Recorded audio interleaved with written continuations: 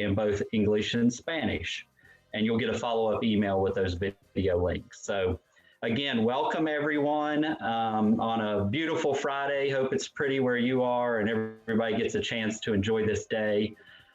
We are very happy to have with us today Tarrah Callahan from Conservatives for Criminal Justice Reform. And Tarrah is going to, along with Dawn Blagrove with Emancipate NC. And the only reason I mention Dawn there second is that she has actually gotten the opportunity to go and get a vaccine this morning. Yay, Dawn. So she is, I think, driving down the road to Fayetteville to get that. And so we're very happy to hear that news for you, Dawn. I'll be receiving that smoker's vaccine once that opens up on the 24th of this month. But so Dawn is going to do her best to participate as well, but being in the car, she may be a little challenged there. The legislative update, after we hear about juvenile justice issues, we'll be going to that legislative update from Ashley Perkinson, our lobbyist, and Tiffany Gladney, our NC Child Policy Director. Yay, Tiffany, welcome. We're so glad to have you on board and look forward to hearing from you.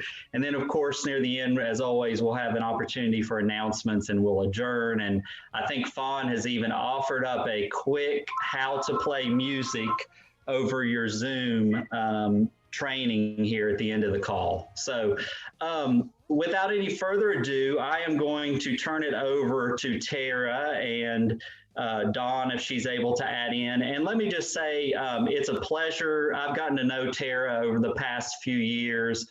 She is a tireless advocate for criminal justice reform here in the state of North Carolina. She really knows her stuff about what's going on and the levers we need to push to try to make some real changes happen. And was very instrumental, along with Dawn and so many others here in North Carolina in moving the Raise the Age legislation forward. So we're looking forward to hearing from her, and I'm going to turn it over to you, Tarrah.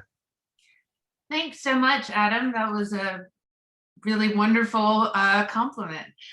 So I started Conservatives for Criminal Justice Reform basically because of Raise the Age. There needed to be a center-right perspective to help get this done. So I think that just really showcases the bipartisan momentum between juvenile justice, treating kids like kids. Crazy idea. So, Raise the Age is in effect. We have the Juvenile Justice Advisory Commission that is meeting regularly to offer implementation. It seems to be going pretty smoothly. They're actually more smoothly than I think we really expected. There are a couple juvenile justice agency bills that the agency has indicated to me that they would like our general support. That's HB 173, which would separate juvenile justice from adult corrections, which I think JJ feels very strongly about because the needs of the juvenile system are so different than the adult system, which I think we can all agree to. And then HB 183 would, which is just about juvenile judge minority training.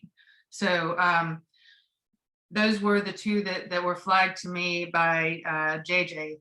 And then we are meeting next week as a full JJAC minimum age committee, but there's going to be legislation moving forward, and I think it's going to be bipartisan. It should be bipartisan to raise the minimum age in North Carolina, which is currently 6 years old, to 10. We wanted to do 12. The governor's task force recommendation was 12, but 10 is what we can get approval from the district attorney's conference. Now, the district attorney's conference report does ask for a carve out for A through G felonies. And I think most of the folks in our coalition have a problem with that. And we've spoken at length with Representative Moray about our concern with that. And it sounds as though there's bipartisan support to keep that carve out of the legislation that would pass. And then There's another minimum age bill that is about child marriage. North Carolina has become a destination state for people who want to marry 14-year-olds, because as long as you have parental consent, you can marry a 14-year-old. So there's a lot of groups on board trying to get that across the finish line as well. I don't think that's something we want to be known for in North Carolina. And then one final bill that has taken up a lot of focus is we call it the dignity bill. It basically codifies current policy preventing shackling of women in prison and jails who are pregnant during labor and delivery. And you would be shocked at how adamantly the Sheriff's Association is opposed to that. Their comment was they are not interested in having it codified, but they would be willing to agree to have pregnant women sent to central prison, which is not really at all realistic. Or so I think we don't have a bill number on that one yet. We're still looking to get Republican sponsors on board, and have obviously having the Sheriff's Association coming out opposed creates a challenge. So if anybody in this coalition has any ideas or contact with sheriffs, your local sheriffs, or I think that's the way we're going to have to try to pick them off, is just individual. So that was my not slow update, because I can't speak slowly. Sorry. No problem, Tarrah. Thank you very, very much. I have a quick question, and then, of course, we can open it up to our chat box and everything. I mean, a couple things to mind. One, with raise the age, just in general, because that law has been in effect a little while now. What is the sense from, juvenile justice and from the legislature about how that implementation is actually going? I think it's going. I mean, it seems to be going pretty smoothly. All of the updates we've been recommending have been pretty technical. I think there's always going to be challenges, but it's the numbers that they anticipated of folks staying in court, staying in system, are pretty consistent with what they had predicted. And so I think it's just like we all predicted. It's a positive change for North Carolina, and it's going well. I think we're lucky to have Billy Laster and the folks at JJ that are really committed to the kids in the system. And I can definitely say working with JJ and adult corrections is a very, very different, it's a very different energy. Interesting. And the other question, and you may not know the answer to this, and I know Tom Vitalione, a senior fellow with NC Child, has worked some on the dignity bill and those issues as well. But wasn't there, I felt like there was, at some point, there was a question of maybe could they just do that administratively? And is that what you're saying, like the administrative versus we want it codified in the law, that this is not, that they're not able to do this, correct? Yes. So there's been a lot of pushback about that specifically, both from DPS and the sheriffs. They're saying they don't do these things. But we work with the practitioners that, that care for these women, and they'll tell you it does, the policies are not always followed. And the reality is, there are a lot more women incarcerated than prisons were set up for. And I mean, prisons were set up for men. So the dignity language, I should have mentioned it does go much farther than just anti-shackling. It also puts a recommendation that mothers of the mothers are kept as close to their young children as possible and during incarceration, and also just basic perinatal care and nutrition. And so, I mean, we do know that they're not always followed. And so it is necessary to codify them. And that's kind of what we say. If they're always followed, then why do you care if we codify them? And so, And the language does actually go a little bit further in terms of the requirements for the care than the DPS policies do. Okay, thank you.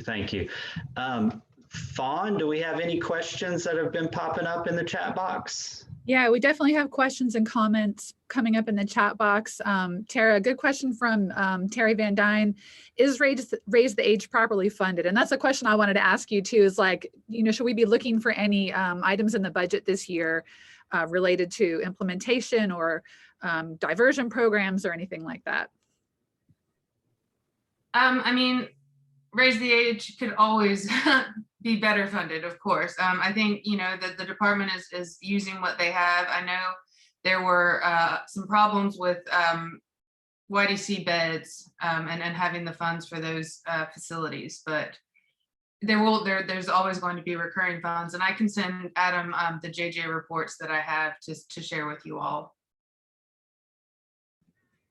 That's great. A couple more questions and comments. I think a couple folks noting that with in-person schooling being closed for so long, that's the big source of referrals for kids into the system. So we've had a little bit of a glide path in for implementation. I think Frank Crawford is cautioning, like, maybe we shouldn't read too much into how smoothly it's gone so far, which is that's absolutely true. The number of school-based referrals has definitely dropped dramatically and certainly skewed the implementation. Yeah. A question from Greg Borum. What's the reason DAs are giving for not supporting raising the age to 12? Why 10? They're not necessarily giving specific reasons. It's just, you know, it's the couple anecdotes of a 12-year-old who committed a heinous crime that sets the policy, basically. They just aren't willing to, I mean, to be frank, we tried to get this last year and it was a fight over 9. So to see it to 10 is a huge improvement. And I think there are a lot of legislators who aren't ready to go to 12 too. So I think that's why the DAs are sort of getting to dictate that, but it's really just, I mean, it's the same as the learning curve we were trying to achieve with raise the age generally, like trying to get people to understand, you know, juvenile minds are not able to have the competency to proceed on these things. And so it's just, there's just an unwillingness to recognize, you know, kids aren't capable, even committing heinous crimes, they're not capable of being competent to proceed. Great. Also, I got a direct message. Folks are wondering about whether there are any data about pregnant inmates being shackled and whether there are disparities reflected in those data by race or other factors. So this, like so many issues, is not one that we have great data on. It's really much more anecdotal. And we work primarily with, you know, the practitioners that serve these women who are employed by the state. And so they're kind of limited in how openly they can talk about it. They can tell us. And so we have anecdotes, but we don't have great data. We know it happens, and that's kind of the problem, is it's a he said, she said sort of situation. You know, we're saying these things happen, they're saying they don't, we know they do, but and so it's challenging, but you know, I mean, we're not talking about a huge population. It's just that the population we are talking about is tragic things are happening and they need to be cared for, and there needs to be policies in place. And I think with the opioid epidemic and whatnot, we're not going to see the number of women incarcerated dropping unless, you know, we have systemic shifts in incarceration, but that's a much larger conversation.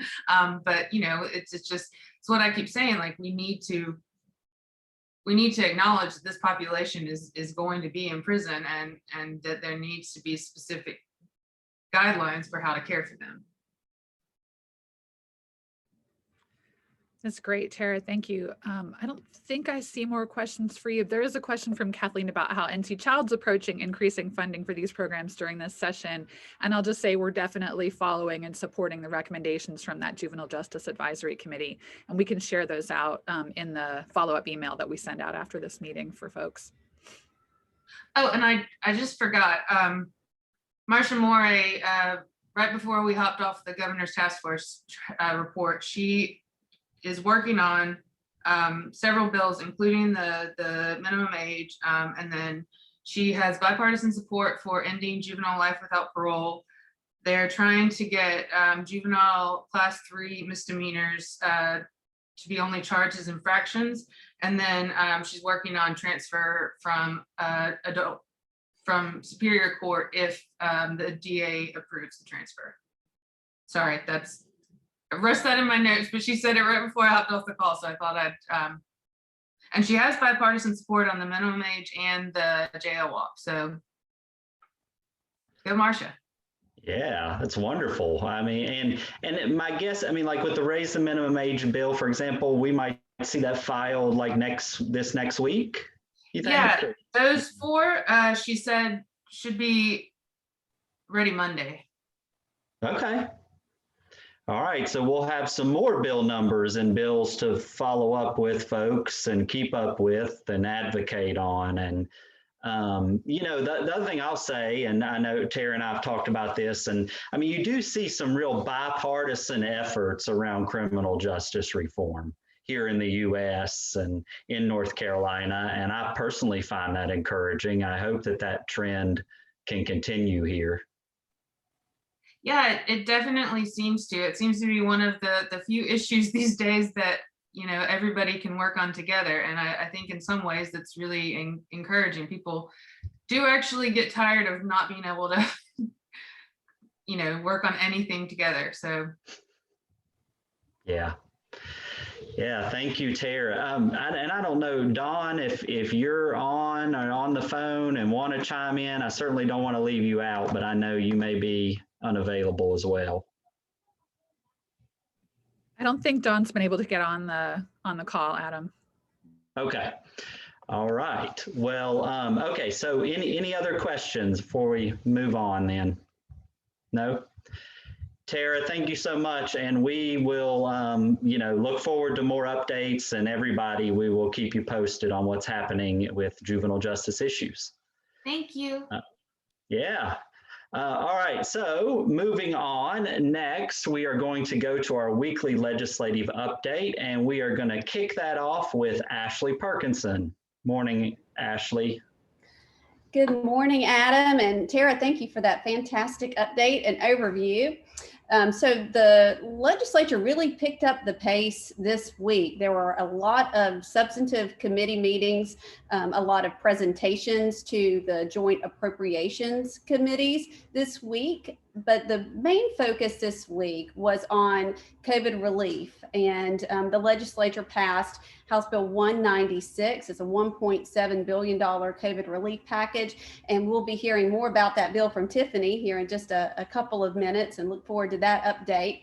But wanted to also update everyone on Senate Bill 37. That's the bill that we've been following that would require school districts to provide in-person learning for students, but still to provide that option of remote learning for students and families who chose to continue to go to school remotely. So that bill did get vetoed by Governor Cooper, and the Senate tried to override the veto this week and came up short with a veto override. I think there's still some interest in revisiting that override, but at this point, the veto of Governor Cooper stands on that bill, Senate Bill 37. Some other recent updates regarding in-person learning for schools and families.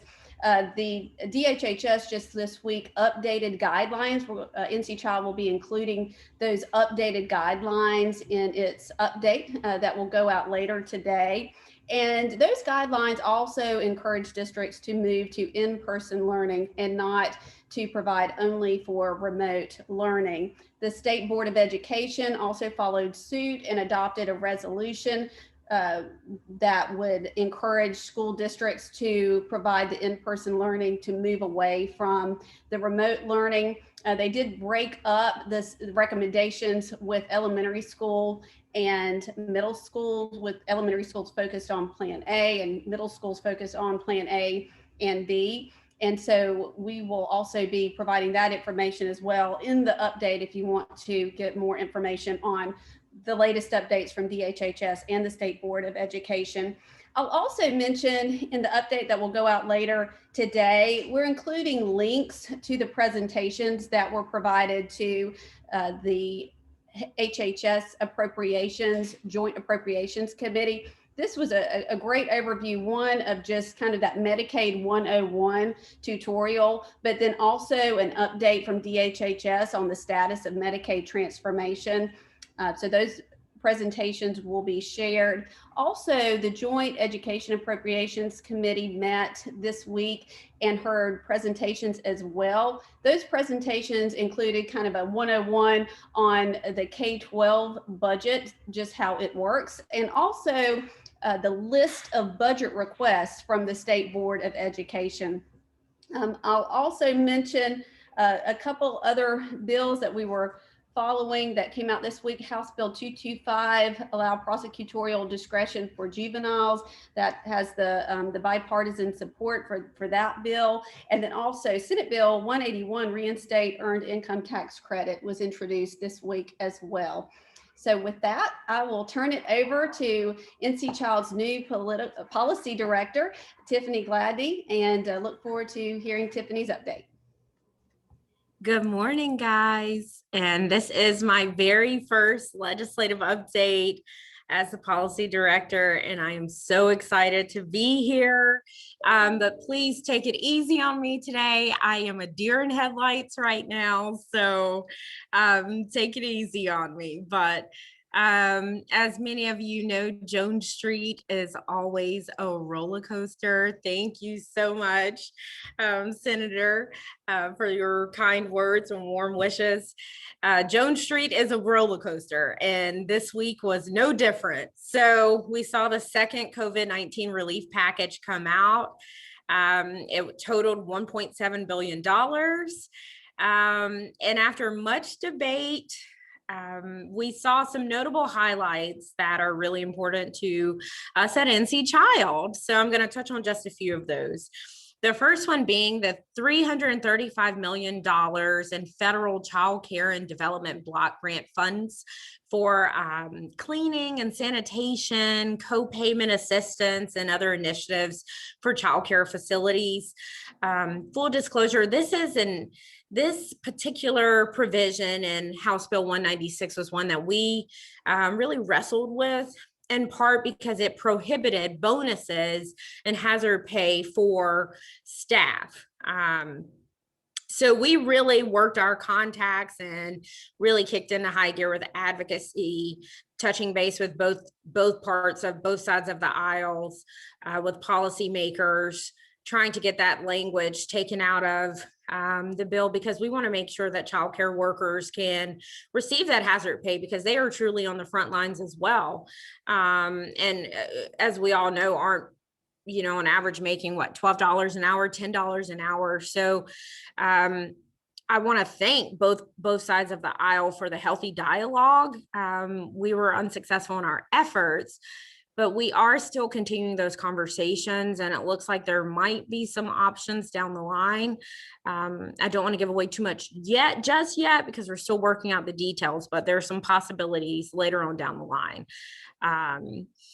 There's also some language in there about $10 million for school health support personnel. So you're talking about your counselors and your nurses and your psychologists and social workers to provide just that additional support when it comes to mental health care and physical health care as well for your students. So this would be both remote and in person at your school. So we found that incredibly important, specifically when it comes to suicide prevention. So we were really pleased to see that in the bill as well. So when it came to food nutrition, we saw some investments as well, significant investments. If I could get my screen to scroll down here. So with food nutrition, we saw $10 million to the public school units participating in school nutrition services in response to COVID-19. And we were also pleased to see that allocation as well. So this bill did pass the House Wednesday and it passed the Senate late yesterday. So it is now on Governor Cooper's desk and is awaiting a signature, or who knows these days, maybe no signature and after 10 days becomes a law, or maybe a veto, or I often tell people that Jones Street is better than TV these days. So that's a quick overview of House Bill 196. We will, of course, be sending out our legislative update, which will include a link to the actual bill so you can go and read it in its entirety there. So, of course, on the federal side, we have the American Rescue Plan. I'm sure you have seen our action alert from Fawn, which goes into great detail about this bill. So it passed the House last Saturday, and it is now still up for consideration in the Senate. The Senate, of course, must pass this bill by March 14th, so time is ticking. There has been a lot of back and forth about the nuts and bolts of this bill, but the key portions of this bill for us that are crucial would be expanding and extending the unemployment benefits, expansion of the child tax credit and earned income tax credit, continuation of key food assistance provisions now in place, and also new investments in WIC, expansion in health coverage, and the dramatic incentives we could see here in North Carolina, one of the few states who have yet to expand Medicaid, increase housing assistance, additional childcare funding for K-12 schools, emergency funds to help families face hardships. So with all of that being said, stay tuned, because we will still be calling on our key partners and stakeholders to help us advocate on behalf of these really important issues. I am new, so stay tuned I'll put my contact info in the chat box. Feel free to reach out if you have questions. You guys know where to find Fawn and Adam and Ashley, but just shout if you need anything from me as well. Yay, Tiffany, thank you. Do we have any questions for Tiffany? I think we need to. Ashley. I do have a question that came in, and I want to highlight the need to kind of step back for a second on Senate Bill 37, the school reopening bill that was vetoed. And if Ashley wants to pop back on, I think it's really confusing what happened this week with this bill. Like, are we reopening? Are we not reopening? Do they have to? Do they not have to? Why did the governor veto that bill? And part of it is the power struggle, right, between the governor's authority and the legislature's authority. So Ashley, I wonder if you could just break it down for a second. And one question that I have is, does the State Board of Education's action require schools to drop Plan C altogether and have to offer in person by the end of March? Or is it still optional? Thank you, Fawn, and thank you for that question. So it's my understanding that the resolution that the State Board of Education adopted, even though the resolution did have strong language about dropping the virtual option, I think it is still a recommendation and not a mandate.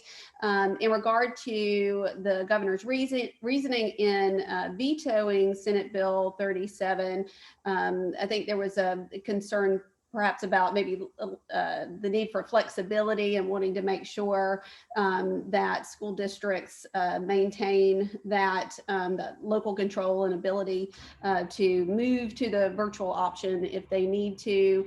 But I don't know the full reasoning behind the veto, but the DHHS guidelines and the state board's resolution really are recommendations, I believe, rather than an official mandate.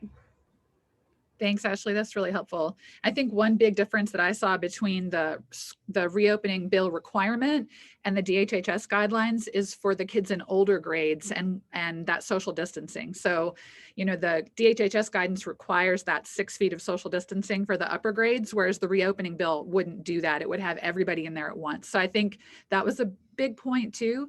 But yeah, it's been super confusing. So thank you for that. There's also a question from Sheila Peltzer about a bill, House Bill 186. I don't know if anybody has knows anything more about that presumed shared parenting, child custody. I don't know if anybody is following that one, has more info to share, but we can find out more and report back. I saw that it was filed, but I don't have any more information. Great.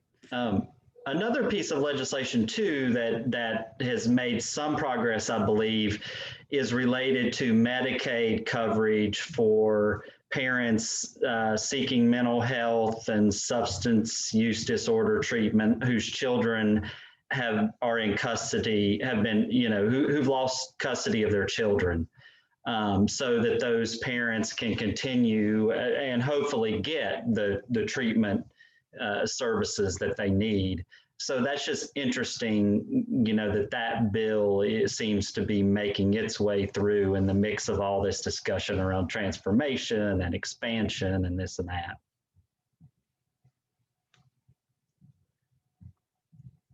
I think Greg just posted a question. Any updates around postpartum coverage, the extension of postpartum coverage and where we are with that?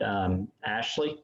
Sure, and I'll just mention, Adam, I believe that it's Senate Bill 93, the bill that you're referring to that would allow the parents to keep that Medicaid coverage. On the Medicaid extension question for new moms, that has something that has been a topic of discussion this session. We have not seen a bill introduced yet. Still anticipate that one will be filed this session, and when it does, we'll certainly get the word out and let you all know, but it has not been introduced to date. And I think we also see that same provision included in the American Rescue Plan at the federal level. We don't know yet whether that would be required or optional for states, but that's another way that same policy could be enacted as federally, then come down to the states. But it may still require legislative action to implement. So, but lots of exciting movement on that front too, so that's good.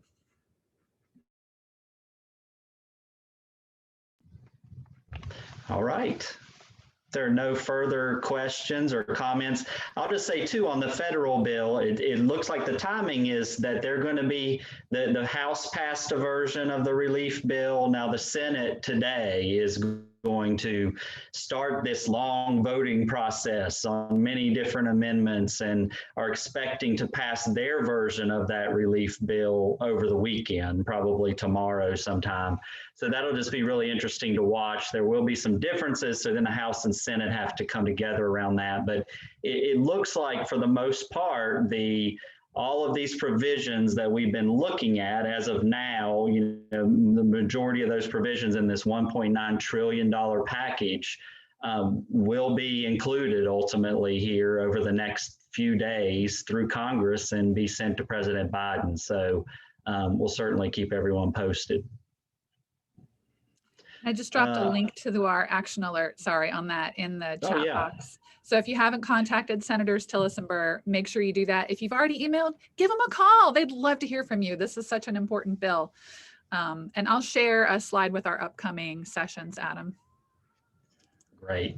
If you really want to geek out too, you can tune in to C-SPAN. I think even around 12 or 12:30, there'll be an amendment vote brought up by Senator Sanders for the $15 minimum wage. So you can see live and in person the 48 who vote for it and the 52 who vote against it. All right, so upcoming in our Friday updates, we are going to have vaccine priorities and disparities. Yasmin Garcia-Rico with NCDHHS is going to talk about efforts to get vaccinations in the Latino community. And then join with her, we're happy to also say that Ariel Ford and Christy Snuggs with DCDEE will also be joining us and talking about efforts to make sure that child care providers are also getting vaccinated. They are eligible along with K through 12 staff as of now. So they're going to talk some about how this is impacting early education. Then Tiffany will be providing a wonderful state budget overview in a couple weeks. We're going to be presenting the county data cards later in March. We're very excited about this new rollout of this county information. And we'll, of course, be keeping everyone updated on other things in between. So do we have any announcements prior to adjourning?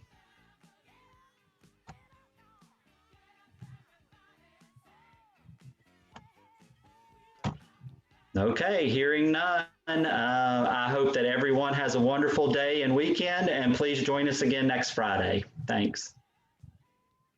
And if you want me to show you how to put music on your Zoom, stay tuned for a second and we'll do that.